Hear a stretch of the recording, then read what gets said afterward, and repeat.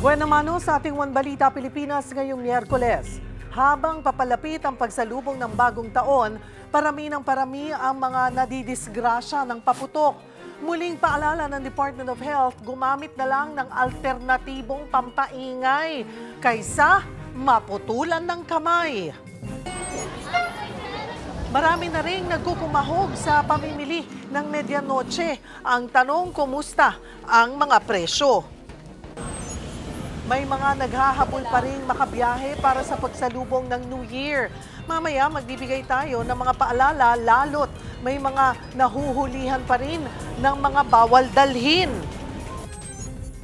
Hindi rin nawawala ang mga tanong kung swerte ba ang papasok na taong 2026. Hihingi tayo ng gabay sa isang feng shui expert. At ang tunay na dapat abangan, Kapatid Network, totodo pa sa 2026.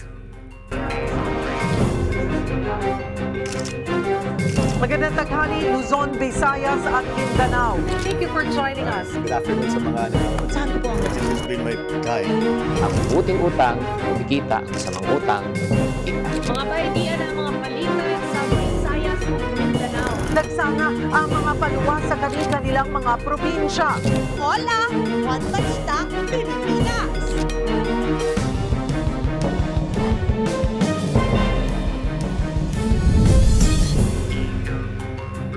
Magandang tanghali, Luzon, Visayas at Mindanao. Ilang oras bago magpaalam ang buong Pilipinas sa 2025, abala na ang lahat sa paghahanda para sa pagsalubong sa taong 2026. Full alert din ang ating mobile journalists at ang News 5 sa pagbabantay. Nakatutok si Mobile Journal Jazz Paredes sa palengke para gabayan ang mga namimili pa rin o namimili pa lamang ng pang Noche Buena. Habang nasa lechonan sa La Loma, si News 5 correspondent Gerard de la Peña. Sa mga ospital na kabantay si Mobile Journal Merimon Reyes sa Jose Reyes Memorial Medical Center, habang nasa East Avenue Medical Center naman si Mobile Journal Yeda Pascual. Magbabalita naman sa Paputok Capital sa Nabukawe, Bulacan, si Mobile Journal Julie Baiza. At sa transportasyon, naka-alerto sina Mobile Journal Francis Rivera sa North Luzon Expressway at si Mobile Journal Ivan Tarinque sa Parañaque Integrated Terminal Exchange.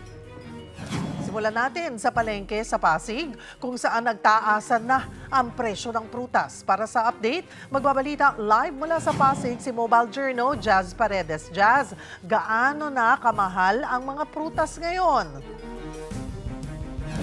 Cheryl, patuloy nga ang pagdagsa ng mga tao dito sa Pasig Mega Market para mag-last minute shopping ilang oras bago ang medianoche. At ito nga ipapakita ko sa inyo, Cheryl, kung gaano kasiksikan ngayon dito dahil nga malapit na ilang oras na lang bago ang medianoche ay karamihan sa ating mga kapatid ay naghahapit para makapamili ng kanilang mga pang medianoche mamaya. At syempre, ang una sa listahan dyan ay ang 12 prutas na sinasabi daw na pampaswerte sa medianoche. At pagdating naman sa presyo niyan, Cheryl, no, ito nga, meron ngang bagagyang pagtaas ng presyo sa mga ito. At ito yung ilan sa mga napagtanong-tanong natin. Kagaya na lamang sa longga na dating 200 pesos lamang per kilo ay 220 pesos na ngayon. Ang kiat-kiat na dating 80 pesos lamang per net ay 100 pesos na ngayon. Pagdating naman sa upas, 280 pesos na ngayon na dating 240 pesos lamang. At pati na rin ang per peraso ng kiwi at persimmon ay tumaas na rin ang presyo. Pagdating naman sa iba pang bilog na prutas, ay ito na, 3 for 100 ay ang mansanas at peras.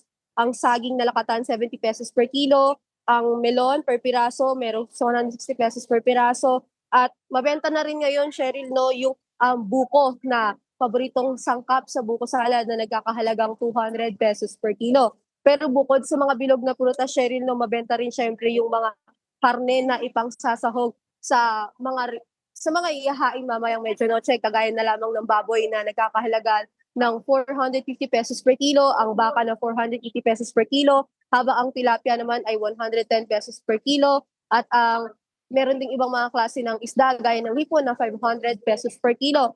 At inaasahan daw, Cheryl, na baka bumalik sa regular price itong mga nabanggit ko pagdating ng pagtapos ng bagong taon. Pero Cheryl, sinasabi rin na baka hindi pa tiyak kung pagtapos ba ng bagong taon o mismong araw ng bagong taon bababa itong mga presyo. Pero asahan daw na babalik din yan sa regular price. Ang ilan din sa mga mabenta dito, Cheryl, no, ay syempre yung mga pampaswerte natin tuwing medianoche.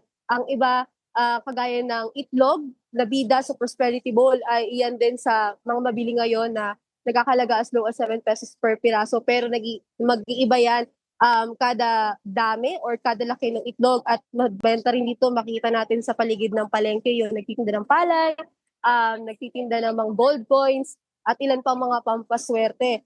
At ngayon naman, Cheryl, no, pagdating naman sa seguridad dito sa Pasig Palengke, patuloy yung nakikita nating mga nakiikot na mga otoridad, kagaya ng Pasig City Police, na nag-iikot patuloy dito sa Pasig Palengke para ma-sure yung security ng lugar. At meron din tayong mga barangay officials na nakita dito nag-iikot-ikot kanina. Patuloy kasi yung kanilang paalala na itabi yung kanilang ang mga gamit ng mga mamimili dahil nga uso ngayong holiday season yung nakawan. Kaya naman patuloy din yung kanilang pagpapaalala dito, Cheryl. Maraming salamat, Mobile Journal Jazz Paredes.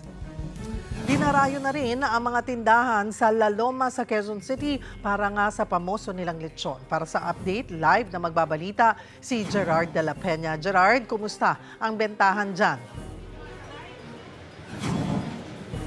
Nako Cheryl, as early as 8 a.m. nga kanina ay marami-rami ng mga namimili ng lechon dito sa lechon capital of the Philippines, ang La Loma, Quezon City. Ayon nga sa ilang mga nakausap natin dito kanina, yung iba maaga talaga dahil may trabaho pa sila ngayong araw na ito. Yung iba naman ay umiiwas sa inaasahang dagsa ng mga mamimili mamayang hapon. Naglalaro sa 10,000 hanggang 24,000 pesos ang presyohan ng lechon. Ngayon, depende sa laki. Kwento ng ilang nagtitinda rito, medyo tumaas raw talaga ang presyo ng lechon ngayon dahil nitong Nobyembre, nirequire ng Quezon City LGU na nasa slaughterhouse manggaling ang mga baboy na lelechonin. Kaya may dagdag na gasto sa mga lechonero para sa transport at cold storage ng lechon.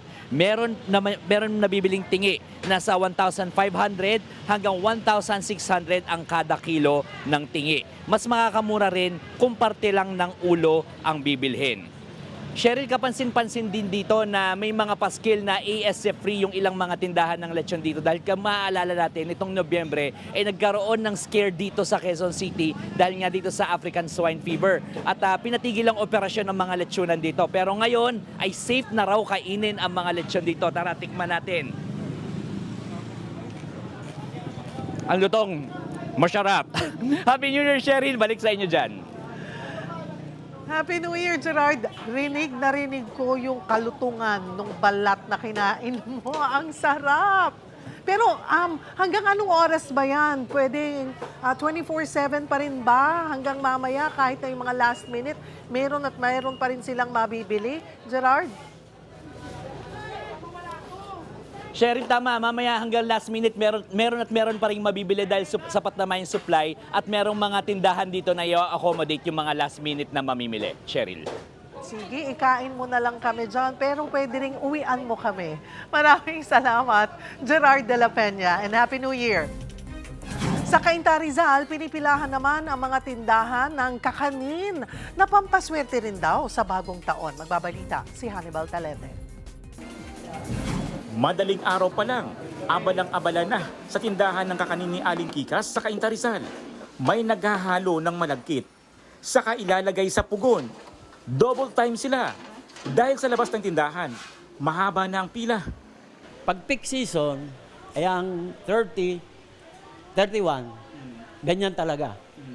Parang naging tradisyon na rin ang pila ng mga tao. Pinakamabenta ang bibingka na 290 hanggang 670 pesos ang bilao. Depende sa laki. 120 hanggang 300 pesos naman ang suman. 120 pesos ang kutsinta at pichi-pichi. Madaling araw pa lamang pinipilahan na ang mga kakanin dito sa bahagi ng Cainta Rizal.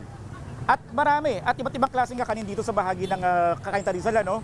Pero isa sa mga target nilang bilhin, ang bibingka. Gaano ba kasarap ang bibingka dito sa Cainta Rizal? Tara, tikman natin.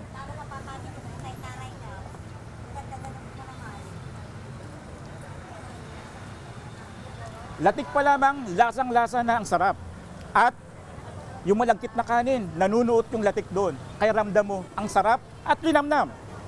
Naghahain ng kakanin sa medianoche para raw lalong magdikit at tumibay ang samahan ng pamilya. Kaya ang mga customer ng Aling Kikas, patibayan din sa pila. Alas 3 pa po kahapon ng hapon po. Bakit naman ang aga niyong pinipilahan tong Kikas? Kasi po pag inabot na po kami ng gabi po, mahaba na po yung pila po eh. Binabalik-balikan naman po namin. Taon-taon po ito. Akala ko, pinakamaaga na ako. Walastig, ando na sa loob na pala ng munisipyo. Nakasanayan na namin yun eh. Tradisyon na yun. Saka iba kasi yung ano nila eh, yung makunat-kunat na masarap talaga ang pagkakaluto nila. Ang ibang dumayo, nagdala pa ng upuan. Alam ko po mahaba talaga.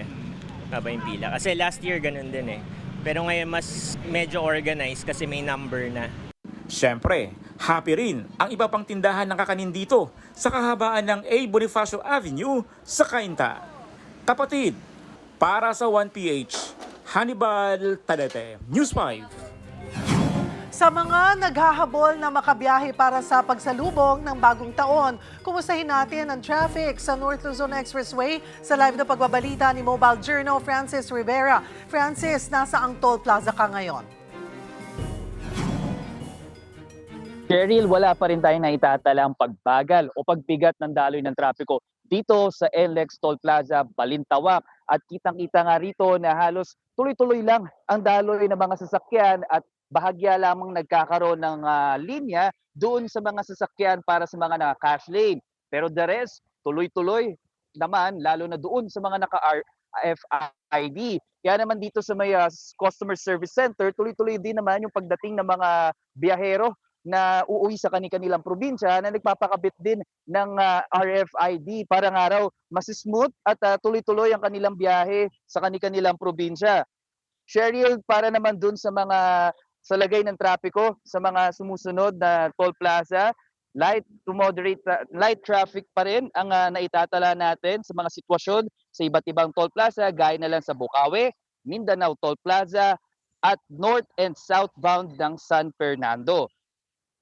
Cheryl, magpapatuloy ang pagpapakabit or ang serbisyo ng NLEX Balintawak Toll Plaza Customer Service para doon sa mga magpapakabit pa ng RFID hanggang 5 to 6 p.m. ngayong araw. Pero bukas, January 1, ay sarado ang kanilang tanggapan. Cheryl? Maraming salamat, Mobile Journal Francis Rivera.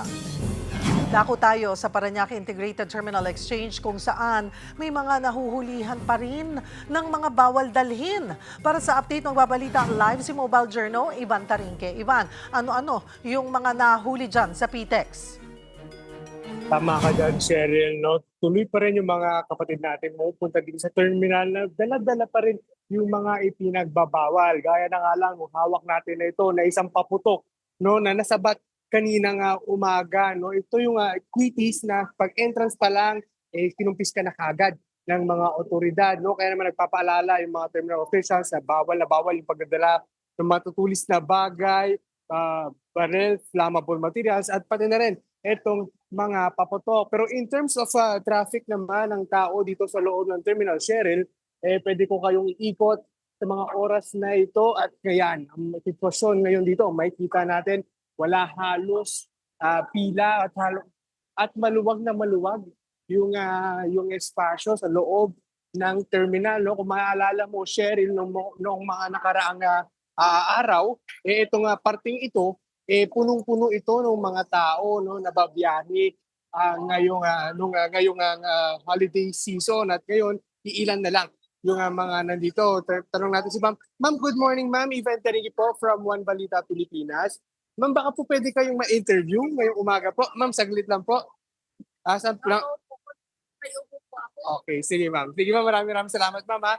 Isa pa, Cheryl, try tayong mag-interview ng isa. Sir, good morning sir. Ivan Tarinque po sa One Balita Pilipinas. Sir, okay lang ba? May interview ka namin saglit lang sir? Okay lang. Sige sir, tayo live po tayo ngayon sa One Balita Pilipinas. Sir, pangalan po natin at saan po yung biyahe natin ngayong umaga sir? Sa Pangasinan po. Pangasinan. Sir, bakit nyo naman naisipan na bumiyahe po ngayong araw? Para po mabisita po sila lola po. Mabisita yung lola niya po. Pero kamusta naman sir yung pagbili niyo ng ticket? Mahirap ba? Mabilis lang ba? Ano po, sa ngayon po, mabilis po siya, maganda po. Kailan po yung balak niyo po bumalik? Siguro po, January 3. January 3. Okay, sir, pangalan natin, sir? Nathaniel Doria po. Nathaniel. Sir Nathaniel, maraming salamat po.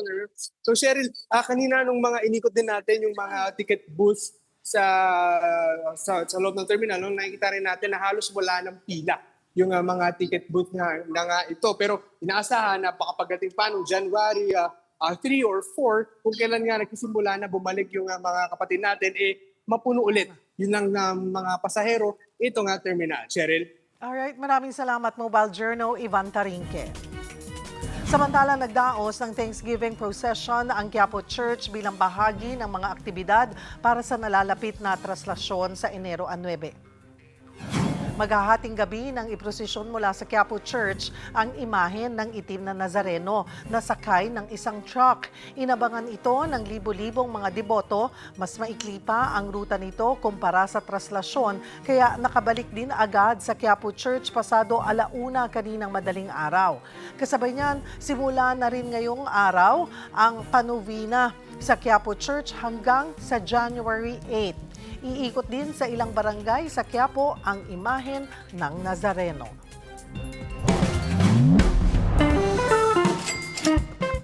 Bagong taon ay may bagong pagsubok. Yan po ang katotohanan po. Alam nyo, whether we like it or not, kahit gusto natin sumigaw ng bagong pag-asa, may bagong pagsubok na papasok this 2026. Kaya mas maganda na handa tayo kaysa tayo ay magsisi. Hi there, this is Shingitan, your pambansang wealth coach. Alam nyo, I always tell people, lalo na yung mga kaipunari at mga negosyante po, expect the best but always prepare for the worst. Mas maganda na handa na tayo. Kung ikaw ay may sasakyan, nagpe-pray ka ba? Sana ma-flat, sana ma-flat. Hindi. Just in case na ma-flat, may spare tire ka. Kung hindi tayo prepared, magugulat na lang tayo. Bigla na lang tataas ang presyo. Lumobo ang ating utang. Dadaanan tayo ng bagyo. Na, diba? Or if not, nabaha tayo o nawalan tayo ng trabaho. Kaya ngayon, pag-usapan po natin ang top 5 money traps this coming 2026. Una, inflation. Whether we like it or not, hindi natin makokontrol yan. Hindi natin makokontrol kung paano po ang takbo ng ating ekonomiya. Kaya kailangan po natin paghandaan na magkaroon tayo tinatawag na emergency fund just in case na magkaroon po ng inflation, meron tayong pantapat. Pangalawa, yung tinatawag natin easy loans trap. Yung ika nga, ang bilis na po ngayon na mangutang. Buy now, pay later, zero installment, up loans. Nako, credit card offers. Nako, red flag po yan.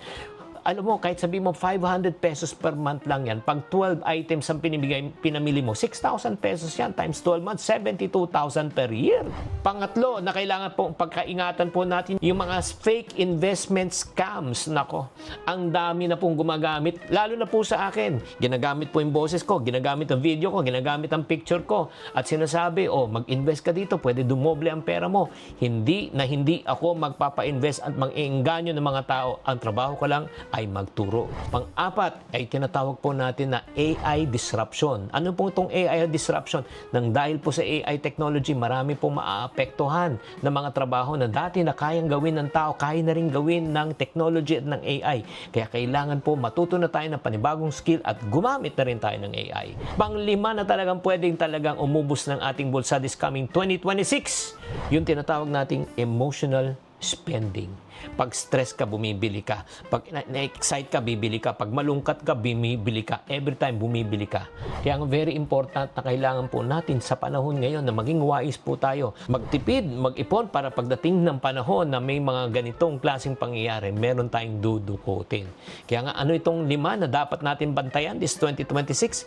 Inflation. Number 2, yung mga utang. Number 3, yung mga scam. Pang-4, AI disruption. Pang-5, emotional spending. Tatandaan, hindi natin kontrolado ang mga bagay na ito, pero kontrolado po natin ang ating diskarte, ang ating habit at ating desisyon sa buhay. Sana nakatulong tong episode na ito. Tatandaan, tamang karunungan, tamang disiplina ang susi sa pagyaman. Susunod, silipin natin ang paghahanda sa mga ospital para sa mga mabibiktima ng paputok. At ang mga pinaniniwalaang swerte sa bagong taon, aalamin natin sa isang feng shui expert. Yan at iba pa sa pagbabalik ng One Balita, Pilipinas.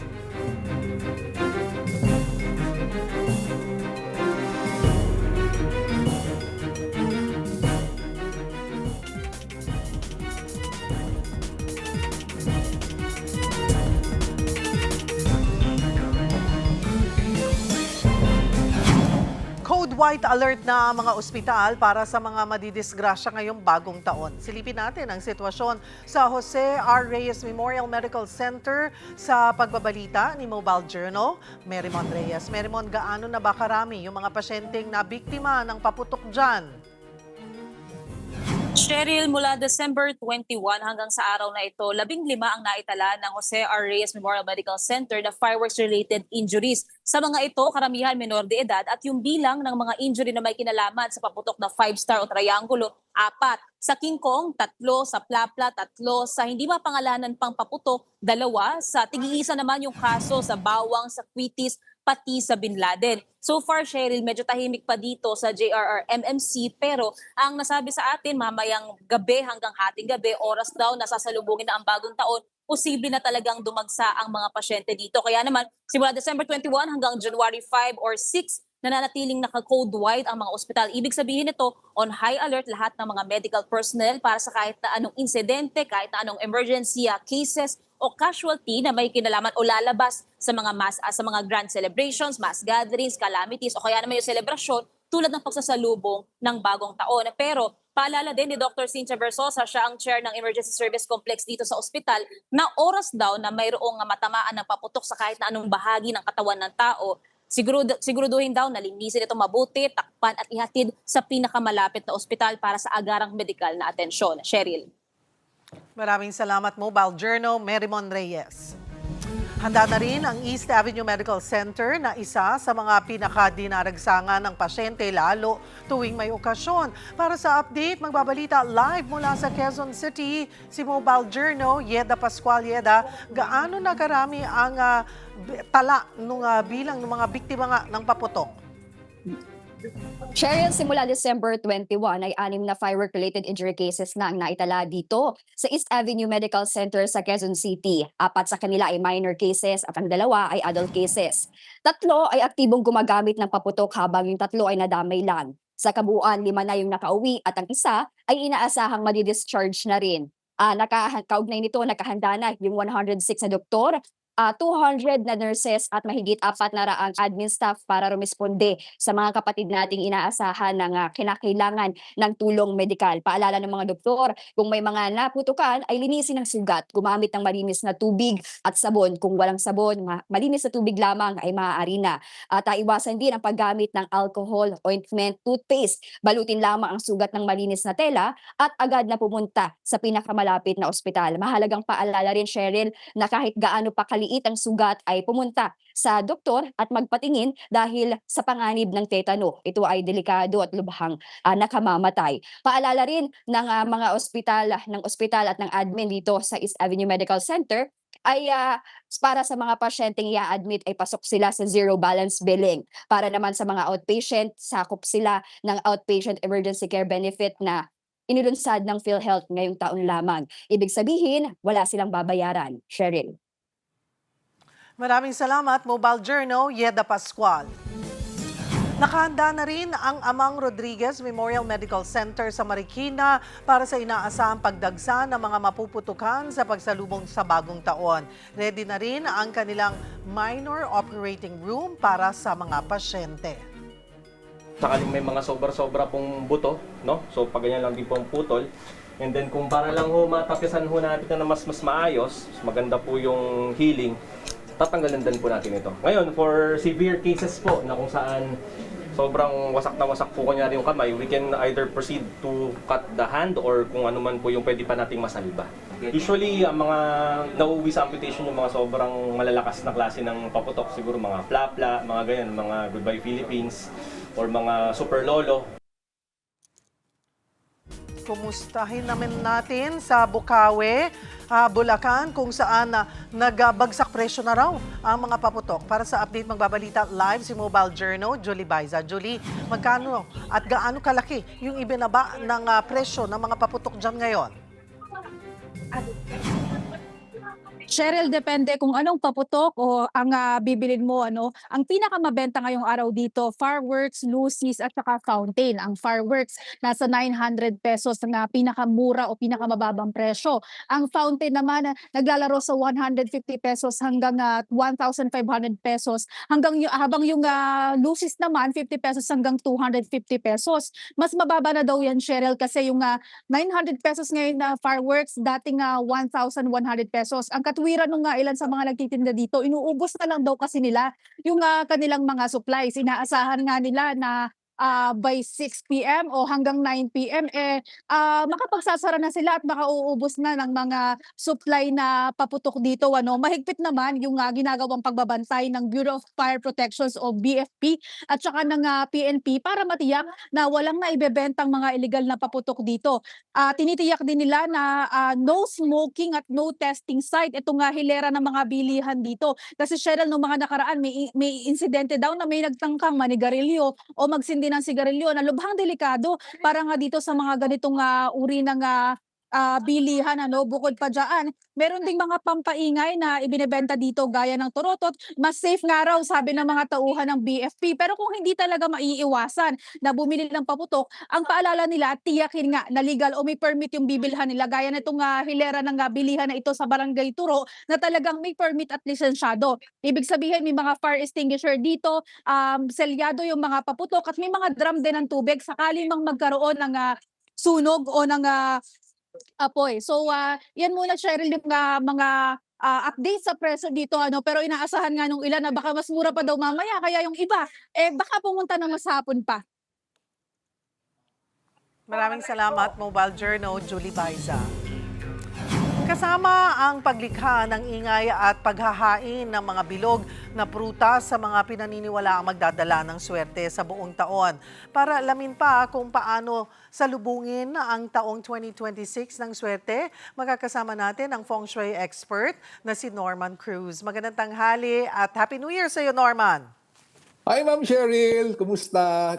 A pleasant afternoon to each and everyone. Ayan, thank you for joining us. Though, pag pinag-usapan kasi natin, feng shui expert, sa Chinese New Year, di ba, Norman? Pero tayo mga Pilipino kasi, ina-apply na ba natin din yung paghahanda sa pagsalubong ng Chinese New Year sa talagang pagpapalit ng taon? Yes, Ma'am Cheryl, kasi po as of now, we're almost 70% na po into the fire horse year. By February 4, Madam, 3 a.m., yun po yung 100% na change of the year to a fire horse 2026. So, ang Chinese New Year pala ay February 4? Ma'am, for sa amin pong study, ma'am, that's a solar year. Pero yung sa celebration, Madam, that's February 17. February 17. Okay, pero ang tayong mga Pilipino ay nagpapalit talaga ng taon. Talagang may mga pinaghahandaan tayo, inaasahan na mas gaganda. We're very hopeful every time na magpapalit ang taon. Ano ba ang aasahan natin sa 2026? Oh, Ma'am Cheryl, 2026 pang fire horse is fire over fire. So sobrang lakas po ng apoy. So this means, Madam, powerful, dynamic, at mabilis po ang taon na 2026. Sabi, Ma'am, nila, it's chaotic. Yes, Ma'am, but that will be the first half. And on the second half of the year, it will be, Ma'am, more on realization and alignment. Ano yung mga maaaring maging gabay natin? Kasi ayaw din naman natin na halos wala ng mga pambili. Ginagawa lahat ng ihahanda sa pagpapalit ng taon, mamayang 12 midnight. Ano ba yung mga pwede praktikal na paghahanda na pwede nating gawin sa pagpasok ng 2026 o mamaya ngang 12 midnight? Ako, Ma'am Cheryl, for the longest time po, for practicality, Ma'am, ang hinahanda ko, Ma'am, is 12 kiat-kiat. So, may 12 kiat-kiat ako, Ma'am. Meron ako, Ma'am, glass of water, Ma'am, sa gitna po niya, Ma'am. And a candle, Madam. So, ilang, Ma'am, sa akin po. And then all the rest, Ma'am, kung may ihahanda ka pong manok, Madam, mayroon pong ham or anything other items, pwede na po yun. The most important, Ma'am Cheryl, is magpasalamat, magdasal ka po bago nyo, Ma'am, bago po yung feast po mamaya. Iyan ba dapat gagawin talaga ng 12 midnight? Ako, Ma'am, I do it. Ma'am, yung bago mag-crossover po. bago mag-crossover. Magkakasamang pamilya, may Yes, sapat ma'am. na handa. At wag nating pilitin yung 12 iba't ibang klase ng prutas. Sabi mo nga, Norman, 12 kiat-kiat, pwede na. Yes, ma'am. Ma'am, I've been doing that, madam, for the past 10, 15 years po. Yung ginagawa ko lang, ma'am. Still the same, ma'am. Don't pressure yourself with the 13 different rounds. Kasi ma'am, baka po yung isa doon hindi counted, sayang naman. Ano yung mga pwede natin, kasi di ba may pinag-usapan, ano ba yung magandang kulay? Ayan, magandang kulay na isuot sa pagpasok ng 2026. Opo, ma'am, because the red, ma'am, the fire element, madam, is the most powerful element, ma'am. I will be wearing red, madam po. Red pa rin, ma'am. Opo, and then, ma'am, yung blue, yes, ma'am, it's the balancing element, madam, but it's the absence na element, madam, for 2026. But, ma'am, we are reminded, madam, that blue represents, madam, our discernment, our wisdom, and intelligent thinking, madam, po, for 2026. So any shades of red is always safe. Ayan. Yes, madam. Ayan. You'll never go wrong with red, pero it will be Yes. nice. It will be also okay kung ayan, naka-blue ako ngayon. Pwede kang mag-blue, Yes, ma'am. any shades of blue. That's correct, madam. Ay, silipin na rin natin ng kaunti. Ano, sabi mo nga 70% naman na tayong halos nandoon sa pagpasok ng Chinese New Year. Ano bang mga animal signs in general na lang yung mga siswertihin at yung mga dapat mas maging maingat sa 2026? Okay. Ma'am, ang number one, madam, na pinakaswerte, ma'am, is the ox. Pero ox, you are reminded na you have to visit spiritual places as your exchange of energies. Number 2 swerte po, ang rabbit. Ang rabbit naman, ma'am, is the most lovable animal, but be careful with love scam. Ang pangatlo naman, ma'am, is rooster, which is also the most lovable. At ma'am, yung first 1, 2, 3, ma'am, these are the animal signs, madam, na marami pong helpful people and nobleman. At ang rooster, madam, be careful with the one-night stand. Ang iingatan, ma'am, natin, ang pinakahuli, ma'am, is the rat. So rat, you need to institute yung pagbabago na gusto mo for yourself.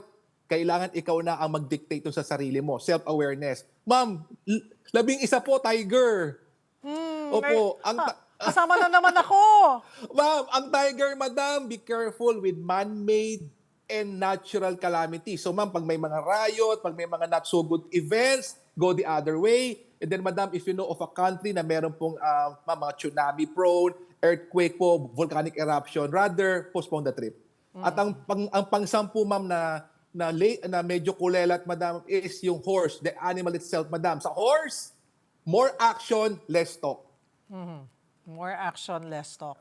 But then again, wag po tayong panghinaan naman ng loob, di ba? May mga pwede tayong gawin. Ano yung mga tips para sa masaganang taon pa rin, pagdating sa usaping pera, kalusugan, career, at love life? Sige, Okay, Norman.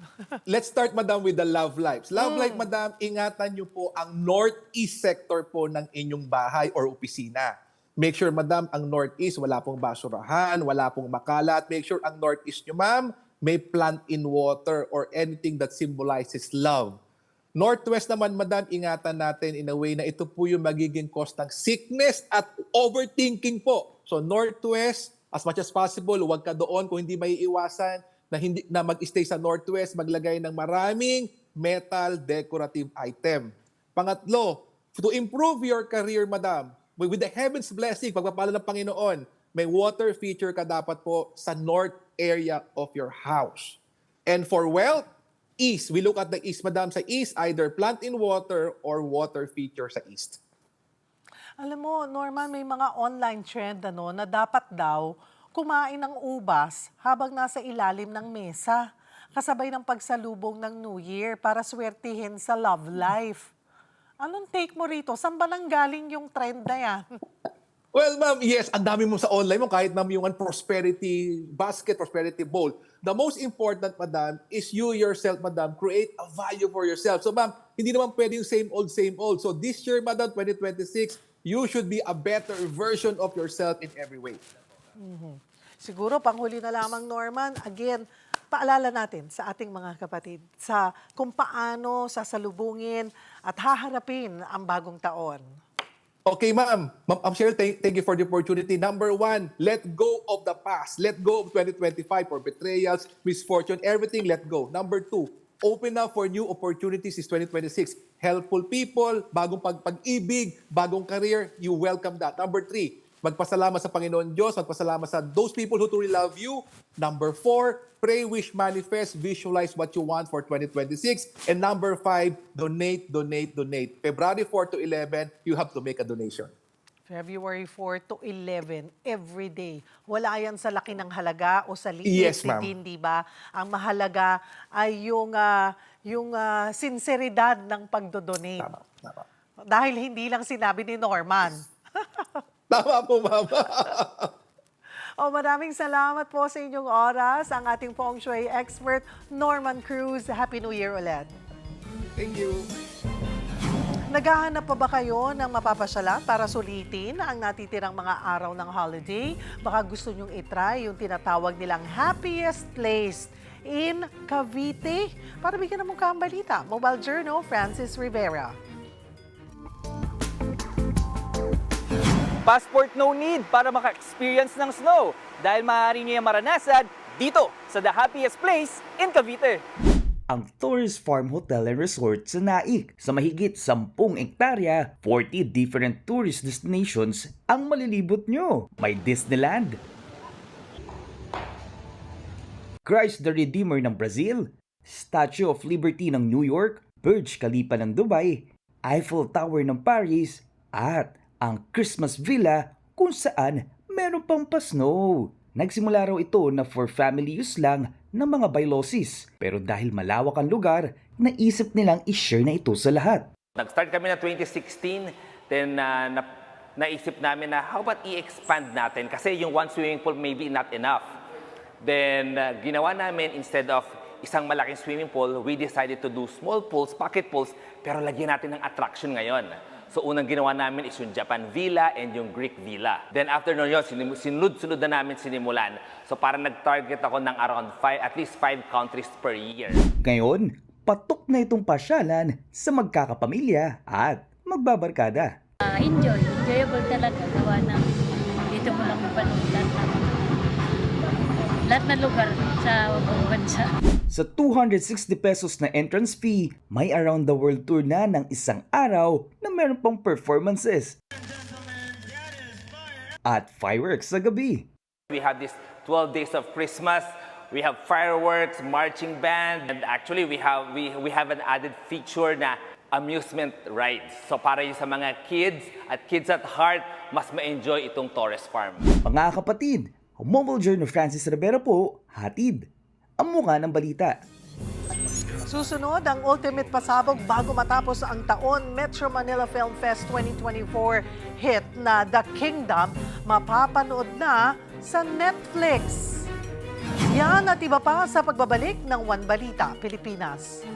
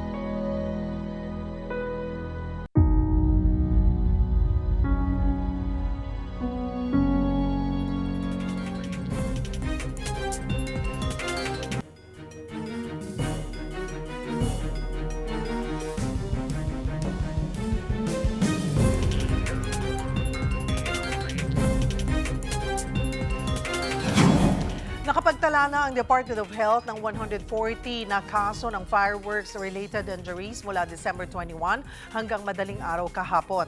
Karamihan sa mga biktima, mga batang lalaki, edad 5 hanggang 14.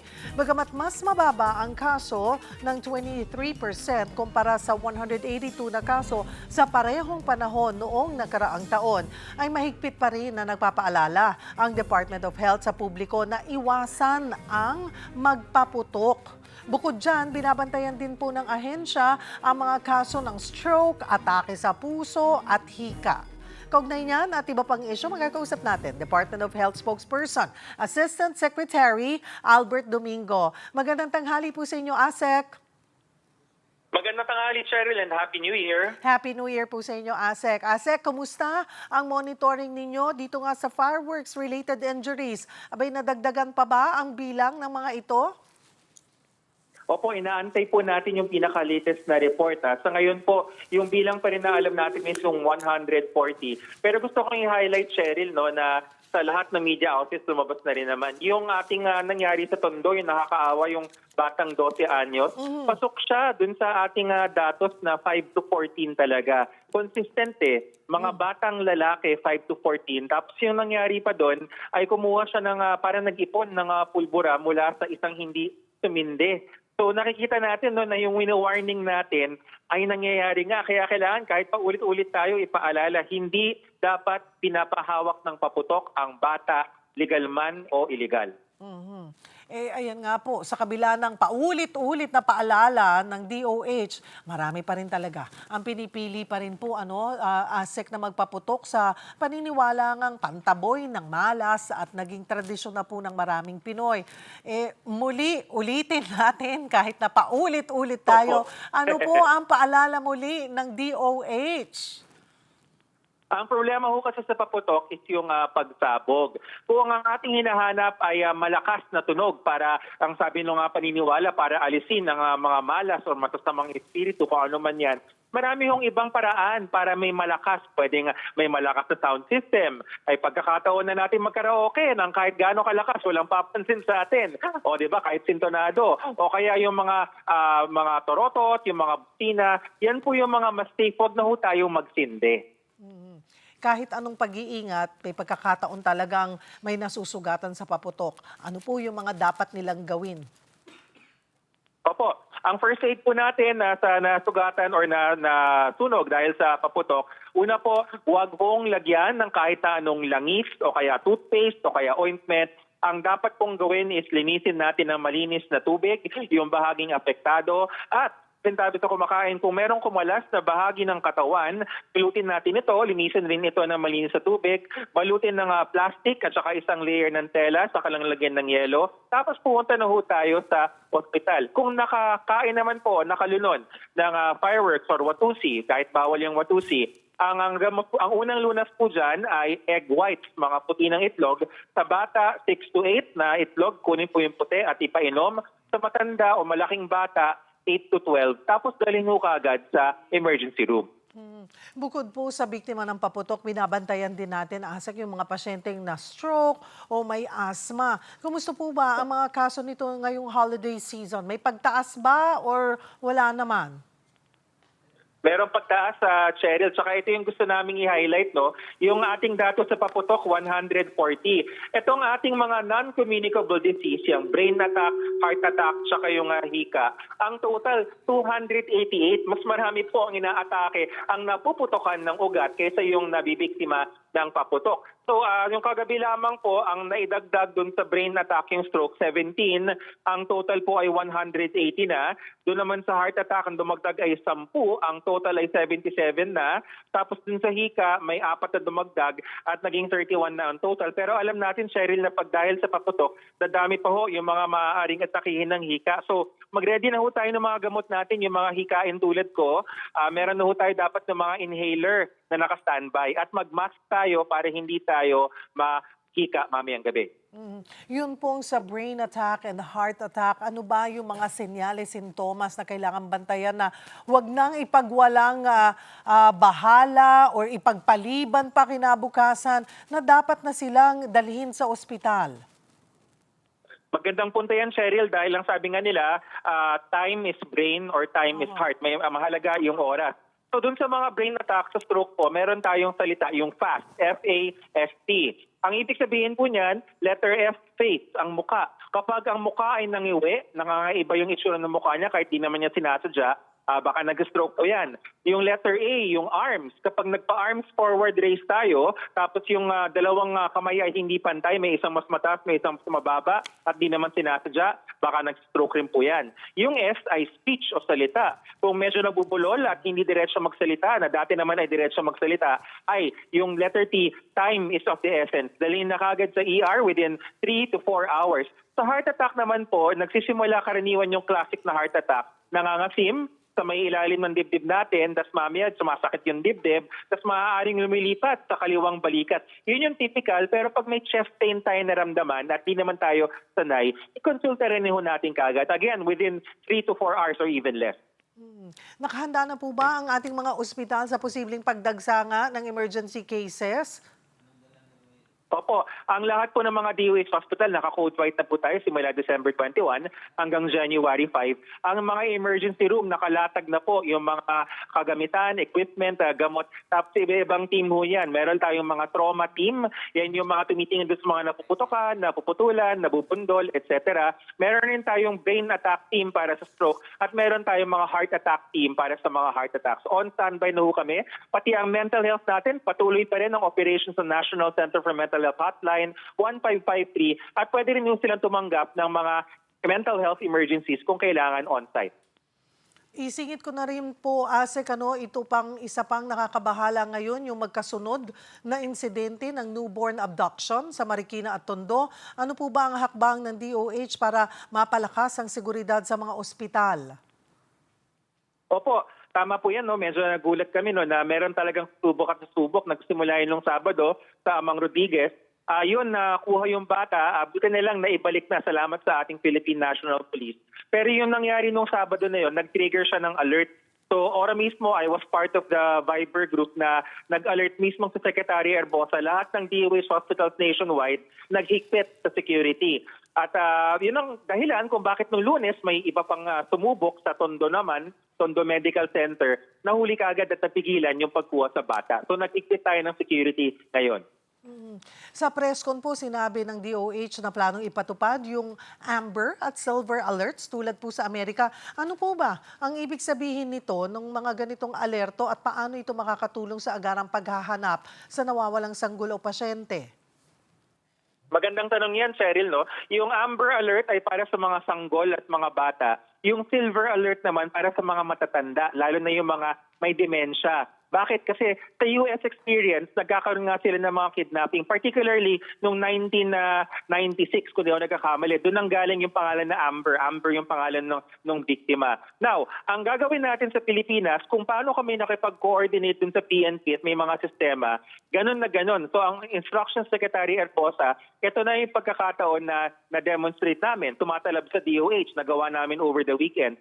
Dapat merong uniform policy na hindi lang sa DOH hospital, sa lahat, pati sa LGU hospital, pati sa private, in coordination with the PNP para tulad na nangyari noong nakaraang mga araw, mabilis na ma-recover at mahanap kung merong mga makidnap. Panghuli po, paalala na lang pong muli sa mga kapatid natin para sa ligtas at malusog na pagsalubong sa 2026, Asek. Yes, sa lahat po ng ating mga kapatid, ligtas Christmas ang goal po natin. Napag-usapan na natin yung iwas paputok, di ko napapatagalin, pero ulitin ko ulit, mas mabuti po, wag nang magsindi. Ikalawa, yung pagkain. Tamang pagkain po, yung mga maalat, matamis, mataba, tsaka mamantika, hindi naman ho bawal, bawasan lang po para wag tayong dumagdag dun sa bilang ng brain attack, heart attack. Tapos, yun naman pong ating pagbiyahe, ito, ibig sabihin, biyahe tayo dapat. Ang dami pa rin ng mga banggaan nangyayari, lalo na ngayon, na nagpupuntahan tayo sa iba't ibang lugar. Magsuot po ng DTI helmet, approved helmet ang mga riders. Huwag na hong uminom ang lahat at mag-seatbelt po ang lahat ng mga naka-four-wheeler. Marami pong salamat, Asek Albert Domingo ng DOH at Happy New Year po muli.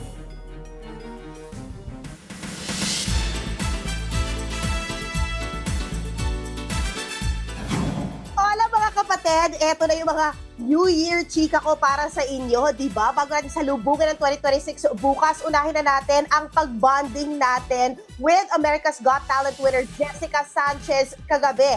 Yes, she's back in town after her AGT win at matapos maging isang bagong ina. At kagabi nga, rehearsals pa lang, pang concert level na ang kantahan ni America's Got Talent Season 20 winner Jessica. Para yan sa kanyang New Year countdown sa Newport World Resorts. Ito nga yung unang beses na bumisita siya sa bansa matapos ng kanyang mga milestones. At kwento pa ni Jessica, marami raw na bago sa kanyang buhay mula nang siya ay maging ina. Mula sa kanyang unang subok sa AGT hanggang nag-American Idol siya, hanggang manalo ulit siya sa AGT naman, talaga namang hindi niya rin nakalimutan ng Pilipinas every step of the way dahil naramdaman niya raw talaga lahat ng suporta sa kanya. Naging secret weapon niya rin ang kanyang bagong baby at syempre ang kanyang pamilya. Pinasalamatan naman siya ni Pangulong Bongbong Marcos kahapon sa karangalan sa international stage na mag-courtesy call siya sa palasyo. At yun na nga, may pasabog pa siya sa fans. New Year, new music ang ilalabas niya at may bago siyang album. Pero guess what guys, babalik pa siya rito sa May 2026 para sa isang solo concert at mag-aano rin siya. Syempre inanyayahan din siya sa ASEAN kung saan syempre magtatanghal siya rito this coming May din yan. Lalo na fan niya si Prime Minister of Singapore, Lawrence Wong. Ayan. Pero ito mga kapatid, meron pa akong chika. Yung mga kapatid stars natin, napakadami din pong ganap sa 2026. O, di ba? Unahin na natin si Papa Piolo Pascual na hindi lang po bumibida ngayon sa Mandalas Finest. Si Piolo Pascual din po ay talagang magpo-produce din po ng not one but two na shows para sa TV5 via Spring Films. Ito ang My Best Friend Eman at The Good Doctor, starring his son Inigo Pascual na napabalik niya pa from the US, o 'di ba? Para sa major project na ito. Marami rin syempre pinipitch sa TV5 para sa mga slots na meron tayo sa kapatid network, kagaya na lang ni Enrique Hill for Slingshot Studios. Hindi lang po for A Secret in Prague na pagbibidahan niya. Meron din po siyang sports na afternoon prime program na ihahandog para sa mga fans. Sabi nga ni Enrique sa atin, naluloka na raw siya kasi syempre hindi lang siya bibida. Ngayon daw alam na rin niya yung back end ng production pagdating sa mga shows na gagawin niya para sa kapatid network. But wait, there's more. May chika pa ako. Dylan Minor. Ano bang magaganap kay Dylan Minor? Meron po siyang Magic Boys kasama si Joao Constancia sa TV5 at kasama rin nila yung ibang vibe jocks dito. At si Elijah Canlas naman, 2 bagong pelikula, isang album this coming February, bukod pa yan sa kanyang vibe. Ang nakakatuwa naman sa iba nating mga M-Quest artists, may workshops din po sila na talagang pupunuin ang kanilang mga schedules for the next year. But wait, eto pa mga kapatid, alam nyo ba, kanina alam ko ni-roll na yung sitters nun, The Kingdom, showing na kahapon sa Netflix at numero 1 na po siya sa Netflix today. Mukhang ang holiday binge ng mga tao ay talagang nilaan nila para sa The Kingdom. Ito po ang MZ Productions, MQuest Ventures, APT Entertainment, mga kapatid. Nahandog natin noong 2024 kung saan nanalo ito ng second best picture at syempre best director for Direct Mike. Nanalo rin ito ng Gatpuno Villegas Cultural Award, di ba? Hakot parangal din po itong The Kingdom, kaya naman di nakapagtataka.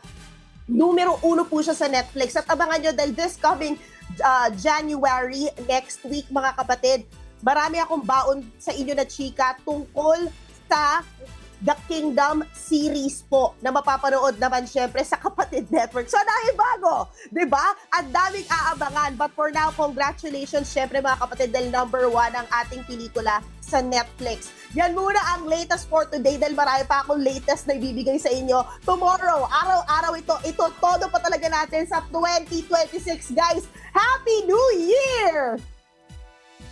Happy New Year sa'yo, MJ, and thank you. Maraming salamat. We'll see you tomorrow. Mga kapatid, isang bagong taon, panibagong pag-asa. Maraming salamat po sa inyong pagtitiwala ngayong 2025 mula po sa amin dito sa One Balita Pilipinas hanggang sa inyong tahanan, manigong bagong taon. At yan po ang mga bumabanda ng balita at public service sa inyong tunay na kasalo sa tanghali. Ako po si Cheryl Cosim. Kami ang inyong kapatid sa public service. 1PH, teleserbisyo para sa Pilipino.